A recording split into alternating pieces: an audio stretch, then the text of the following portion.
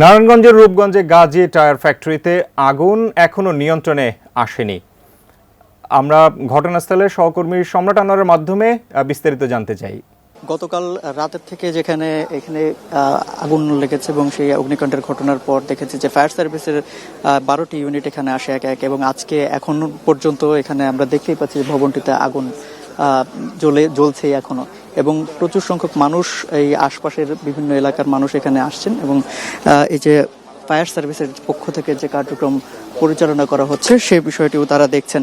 এবং তারা যেটি বলছেন যে গতকাল রাত থেকেই মূলত যে অগ্নিকাণ্ডের ঘটনা ঘটেছে সেই বিষয়টি আসলে তারা যত বলছেন যে অনেকটাই যে এখানে রাজনৈতিকভাবেও দেখা গেছে যে 5 তারিখের যখন পট পরিবর্তন হয় তখন এখানে প্রথম দফায় একবার আগুন দেওয়া হয়েছিল, এবং পরবর্তীতে দেখা গেছে যে এই প্রতিষ্ঠানটি বন্ধই ছিল।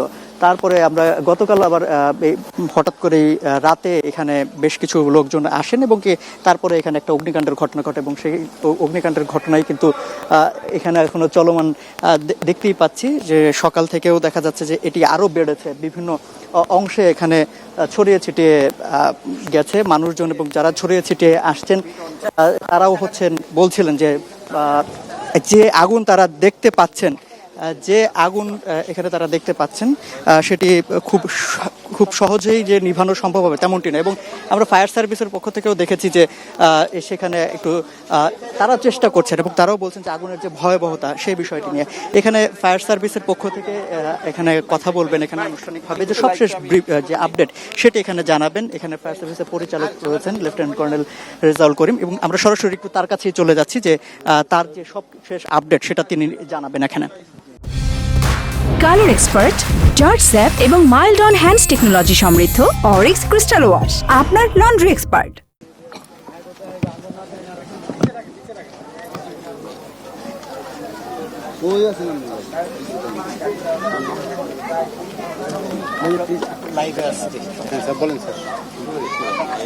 জি, শুরু করি।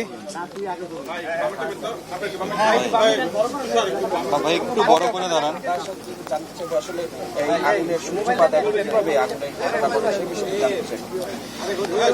বিসমিল্লাহির রহমানির রহিম। আপনাদেরকে অসংখ্য ধন্যবাদ।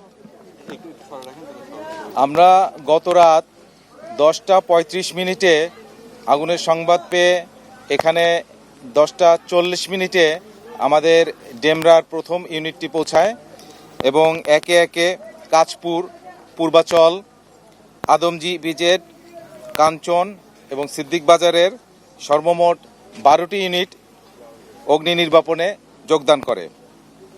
আমাদের এখানে সর্বমোট এখন পর্যন্ত 120 জন ফায়ার ফাইটার কাজ করছে, সাথে 20 জন ভলান্টিয়ারও রয়েছে। এ পর্যন্ত আমরা আহত 14 জনের মতো উদ্ধার করতে পেরেছি।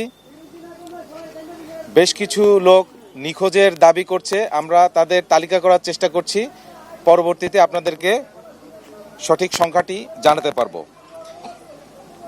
ক্ষয়ক্ষতির পরিমাণ আমরা তদন্ত করে পরবর্তীতে আপনাদেরকে জানাতে পারবো।